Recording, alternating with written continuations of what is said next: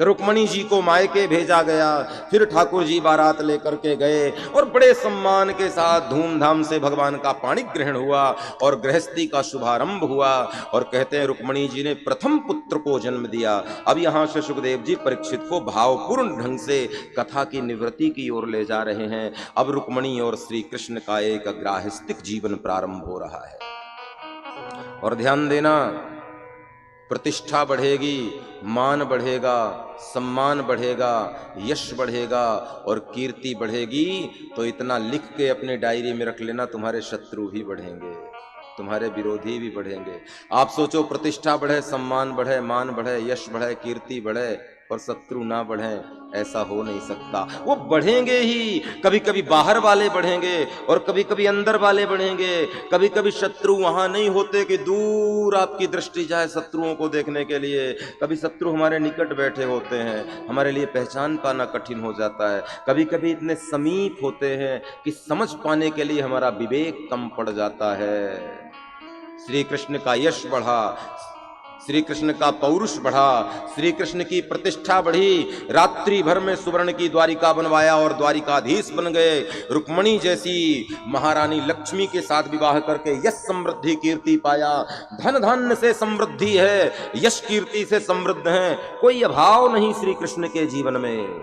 लेकिन जब ये सब बढ़ने लगा तो शत्रु भी बढ़ने लगे, दुश्मनों की भी कोई कमी नहीं भैया, बढ़ते ही हैं।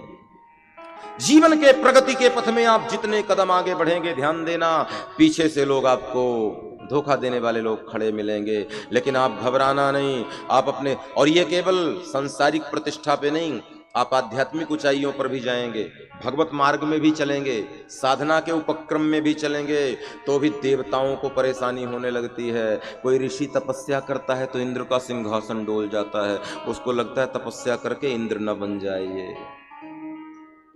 साधना के पथ में चलोगे तो देवताओं को चिंता होगी, और संसार की उन्नति प्राप्त करोगे तो डायरी में नोट करके रख लो, अगल बगल वालों को परेशानी होनी शुरू हो जाएगी।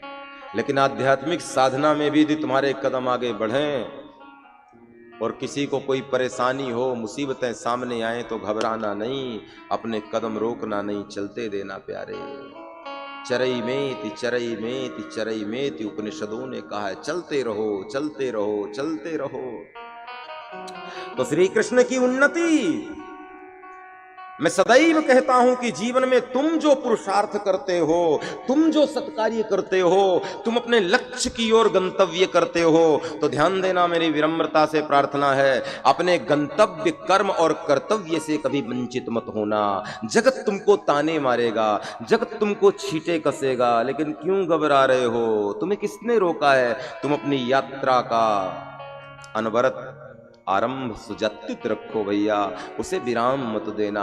तुम्हारा नाम सदैव तब प्रगति पर जाएगा जब तुम्हारी यात्रा चलती रहेगी। अगल बगल वाले क्या कर रहे हैं उसकी परवाह मत करना, अगल बगल वाले क्या सोच रहे हैं इसकी परवाह मत करना, अगल बगल वाले क्या बोल रहे हैं उसकी परवाह मत करना। यात्रा निरंतर रखना भैया।